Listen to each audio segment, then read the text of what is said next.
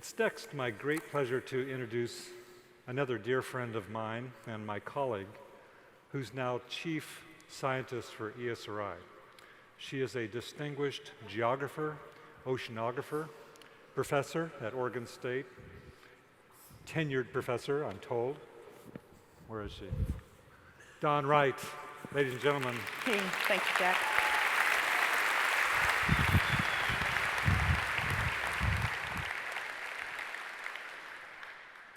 Thank you very much, Jack. I think we can all agree that education is the key to a brighter future. It creates opportunities for people at all ages to shine, at all stages of personal and professional development. Geospatial education, and within that the ability to think spatially, is one of the most powerful ways of making sense of the world. A new science known as Neuro-geography is helping us to understand how people are able to reason spatially and how best to help them gain the higher order cognitive processes needed to manipulate, to interpret, to explain information, to discern geographic patterns, to solve geographic problems, and to make important decisions at geographic scales. As Professor Amy Lobin of the University of Oregon describes it, neurogeographers are constantly scanning people's brains while they look at maps. One hypothesis is that certain areas of the brain become more stimulated as a result, helping us with many other mental activities. Spatial thinking is still not well understood, and is thus a rich area of research within the science of where. We do know that spatial thinking, spatial reasoning, and spatial literacy are critically important for enabling innovation and transformation in our society. So we need these to be part of our future workforce. Will future generations, in fact, be spatially literate? And what role can you play in this? All this demands that we rethink the role of education in our lives. Learning can become an entire way of life rather than just a prelude to adulthood. And the good news is the great work that you do every day can play a role, with so many options, both formal and informal, that don't need to take up huge chunks of your time. So what are some of the ways that you can get involved in lifelong learning?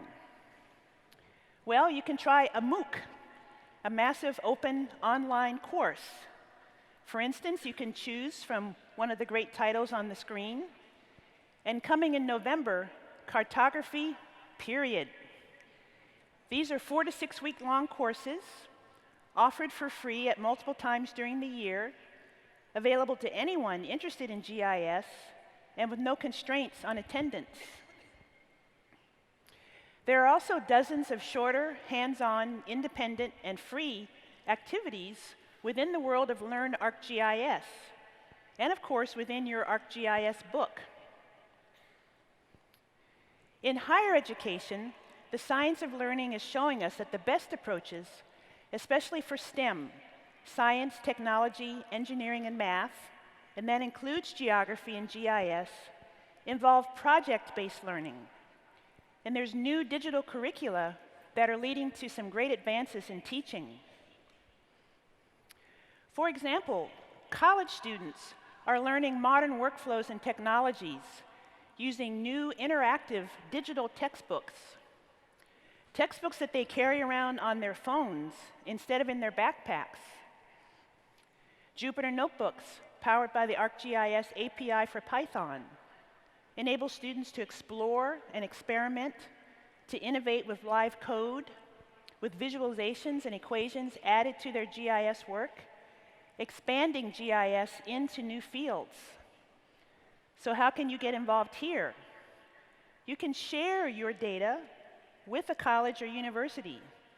Consider using ArcGIS Open Data and ArcGIS Hub, which provide powerful new frameworks for effective and open science. Student work is the foundation of the new science that is yet to come, and you can enable project-based learning every time you publish your data.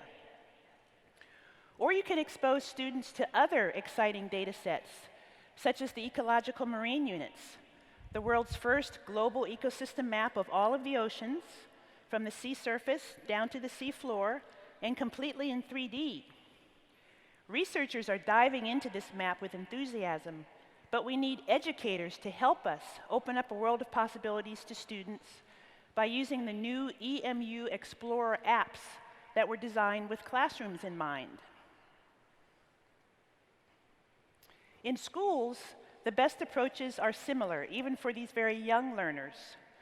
Engaging deeply in their own exploration, investigating questions of personal interest to them. Students can gather and analyze their own data on the way to forming solutions. And to help educators build their own capacity while meeting school requirements, Esri has crafted over 100 geo-inquiries, short, focused activities with pre-built maps in ArcGIS Online. And with these, teachers can guide students through classroom content along with questions, exposing patterns and relationships across layers of data, preparing students for diving into their own projects. Again, how can you be involved? Well, you can introduce an educator to ArcGIS Online with geo-inquiries. Or you can become a geo-mentor as part of this new Esri AAG joint initiative. And you can show a story map or ArcGIS Pro to a student. Coach them on how to do a project and how to present that project to others.